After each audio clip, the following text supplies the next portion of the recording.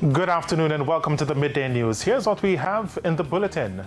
Tropical Depression 9 continues to strengthen as it moves across the Central Caribbean Sea.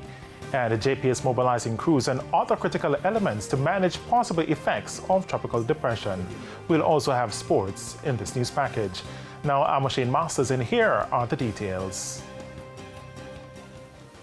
Tropical Depression number 9 continues to slowly strengthen as it moves across the Central Caribbean Sea and advances closer to Jamaica.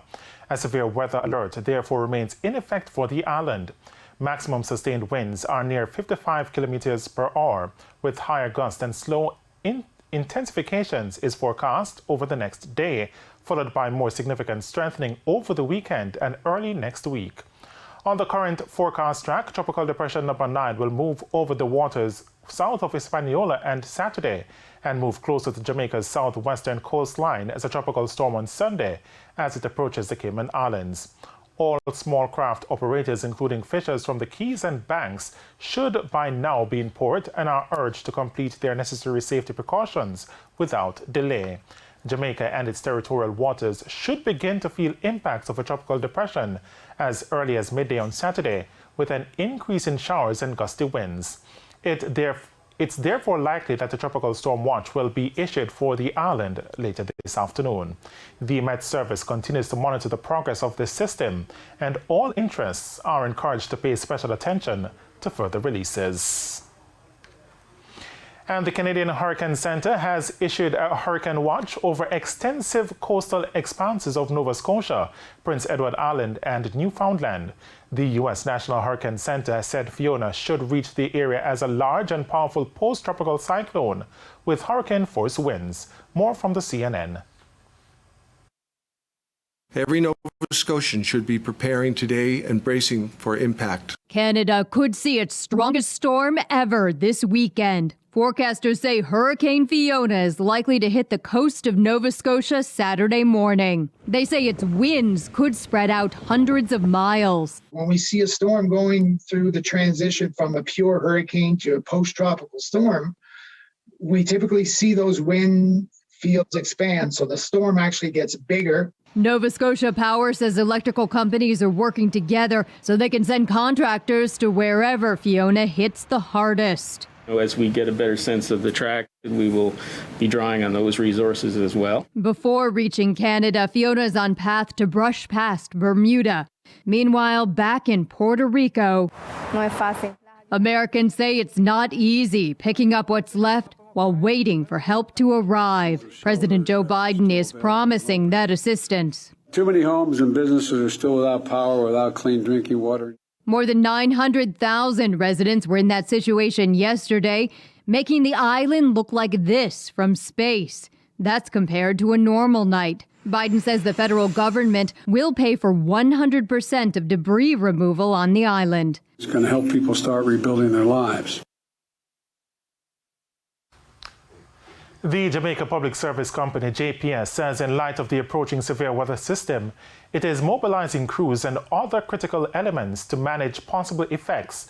The company is encouraging members of the public to take steps to secure their households and personal safety.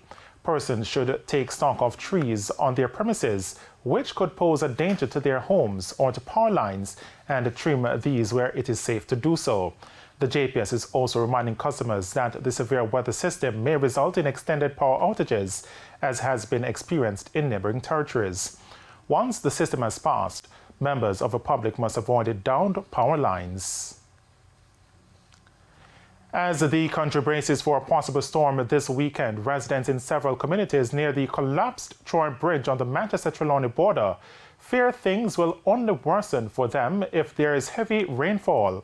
TVJ News has been tracking developments since the bridge collapsed during the passage of Tropical Storm Grace last August and revisited this structure yesterday.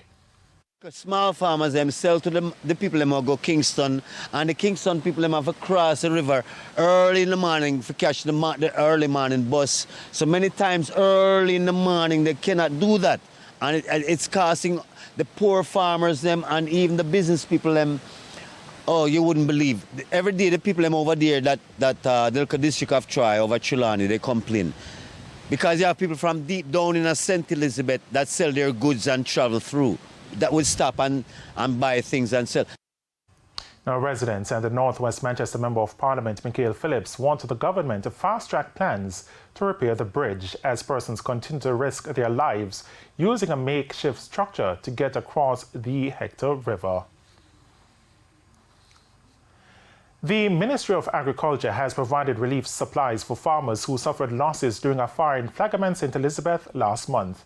The handing over ceremony took place at the New Testament Church of God in Christ in St. Elizabeth yesterday. More in this report from Sandy Williams. Some 200 acres of farmland and approximately $3.8 million worth of crops were damaged during the Flaggerman St. Elizabeth fire on August 17. A total of 47 farmers were affected, but on Thursday, the Agriculture Ministry provided some relief to those farmers through the provision of irrigation materials and other supplies. Speaking at the ceremony on Thursday, Member of Parliament for St. Elizabeth Southwestern Floyd Green commended the farmers for being resilient during their period of loss. However, Mr. Green is urging the Agriculture and Fisheries Ministry to assist in providing water for farmers in the parish. The farmers that you see in front of you are leading Jamaica despite not having water, despite not having irrigation, and we are still leading Jamaica. So I guarantee you, Minister, when the irrigation comes, this area will move Jamaica forward. Mr. Green added that the farmers are early adopters, so once they are given the technical expertise, then this would increase the output of farming in the breadbasket parish. Meanwhile, Agriculture Minister Pernell Charles Jr. says he remains serious about assisting the farmers. When it comes down to agriculture, my friend, agriculture is that ministry, that sector where we have to hold hands, because the government needs you just as much as you need the government. So there's no going down the road without the farmers. Mr. Charles also commended RADA and all other agricultural stakeholders who provided supplies for each farmers. One farmer, Peter Campbell, who lost mulching valued at about $400,000, says this was a major blow to farmers. He pleaded for persons to be more cautious when starting fires.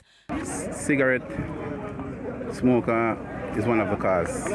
In the drought, the mulching, the grass, dry, so any little thing will trigger off the fire.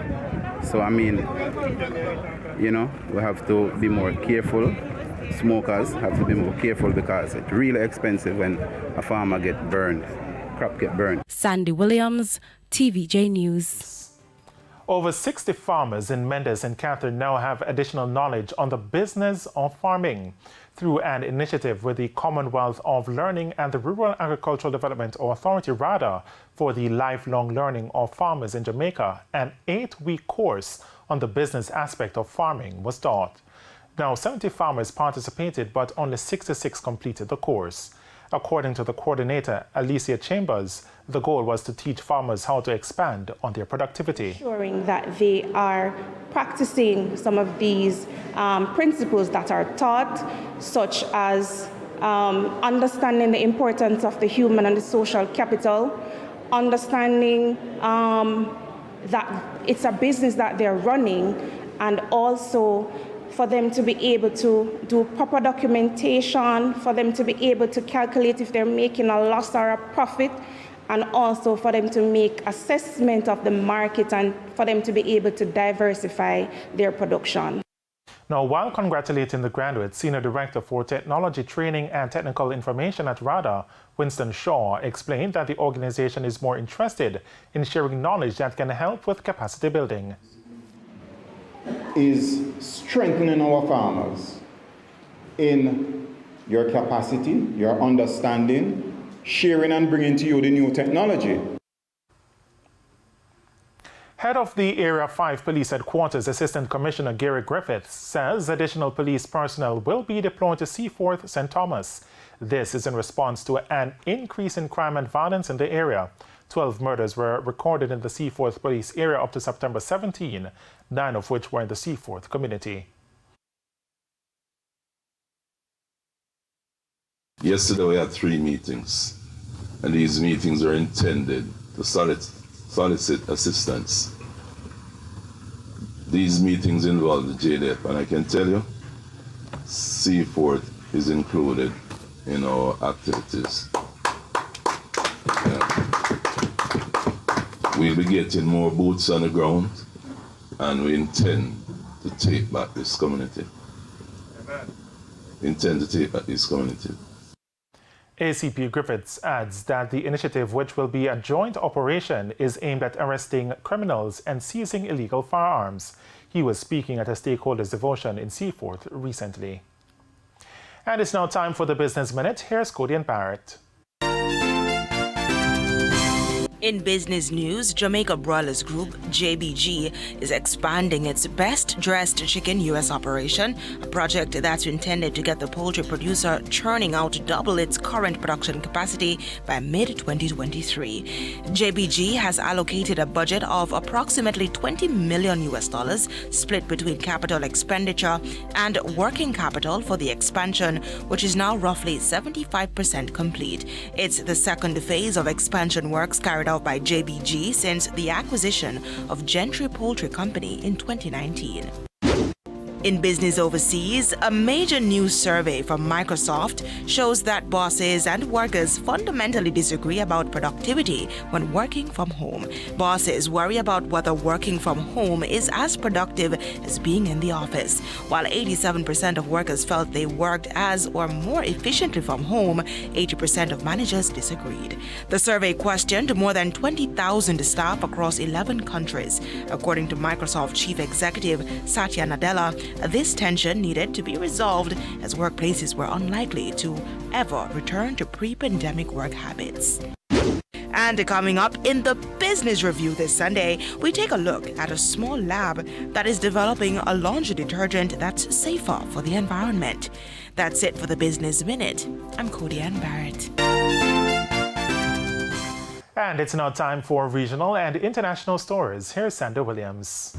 In the region, powerful Hurricane Fiona battered Bermuda for hours on Friday, knocking out power to thousands of homes and causing injury to at least 2 people who had to be hospitalized. The government's early assessment, however, is that the island has come through the powerful storm in good shape. Fiona, which had earlier left a trail of death and destruction in its wake in the northern Caribbean, approached Bermuda as a dangerous Category 4 storm, packing sustained winds of 130 miles per hour. Rain is expected to continue through the morning and into the afternoon before easing. Between 2 and 4 inches of rain has been forecasted, as the island is around 9 inches down on normal rainfall so far this year. On the international issues, including monthly job gains, will be out in early October. And those were the top regional and international stories. I'm Sandy Williams. And that's the Midday News. I'm Shane Masters. Join us at 7 for Primetime News. On behalf of the news, sports, and production teams, have a good afternoon and a great weekend.